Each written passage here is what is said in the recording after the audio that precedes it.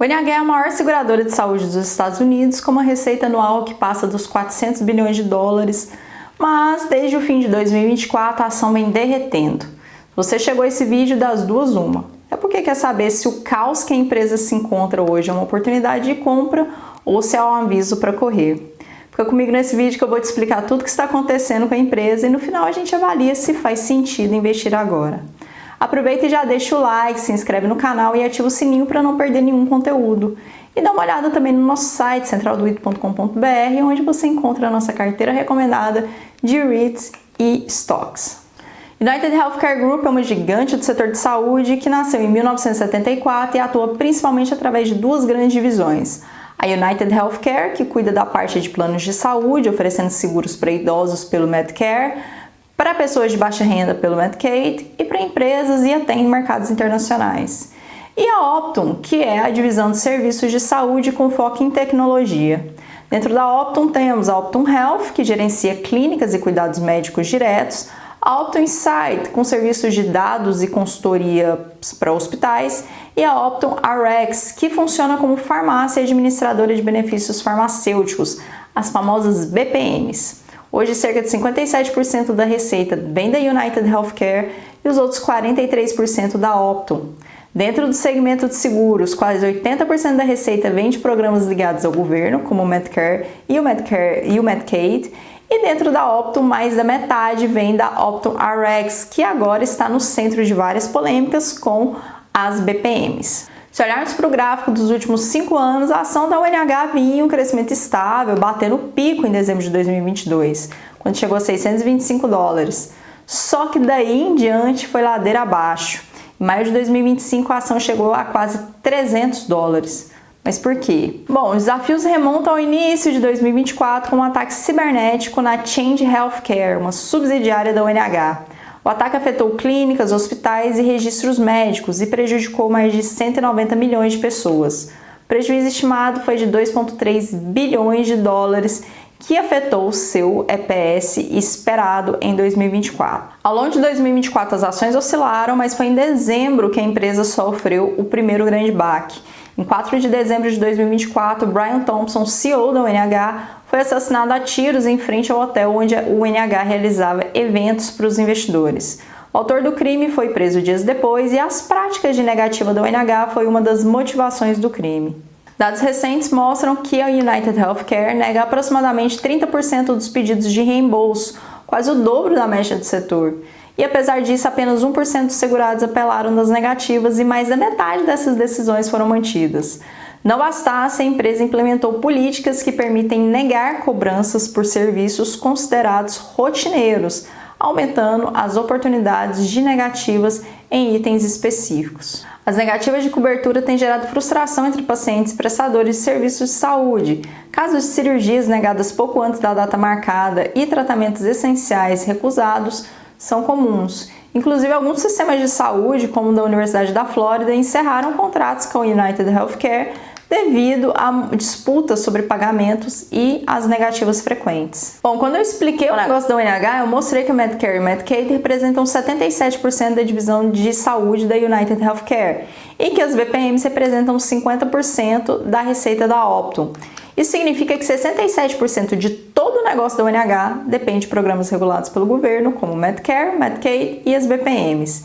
Isso torna a empresa extremamente sensível às decisões do CMS, que é a agência federal que regula esses programas.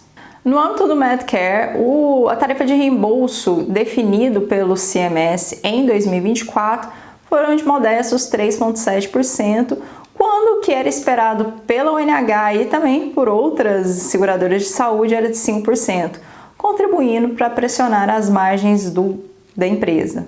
Já quanto aos bônus, os planos do Medicare Advantage são avaliados pelo CMS com estrelas, que vai de 1 a 5 estrelas, e as notas influenciam no pagamento de bônus recebidos pelos planos. Ocorre que em 2024, exatamente em outubro de 2024, o CMS reduziu diversos planos da UNH de 5 para 4 estrelas.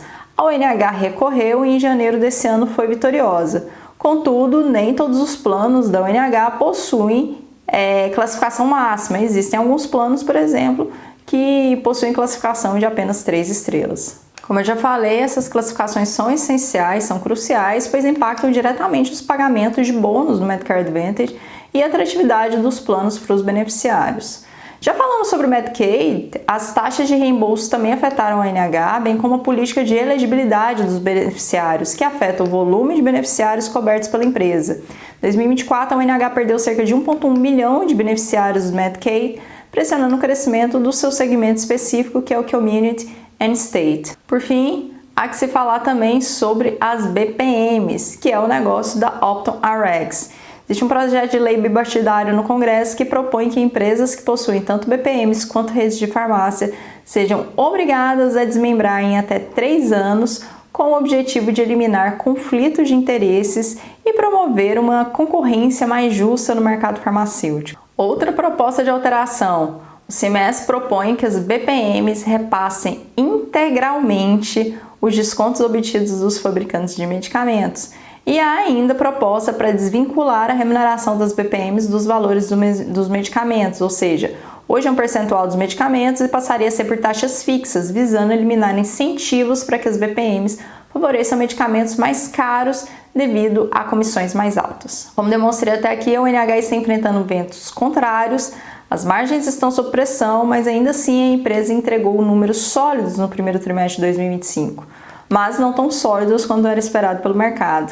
A ONH perdeu a estimativa de consenso tanto na receita, em cerca de 2 bilhões, quanto na estimativa de lucro. A principal justificativa para o desempenho foi em razão dos pacientes do Medicare usarem muito mais cuidados de saúde do que a United Health esperava, o que fez com que os custos saltassem.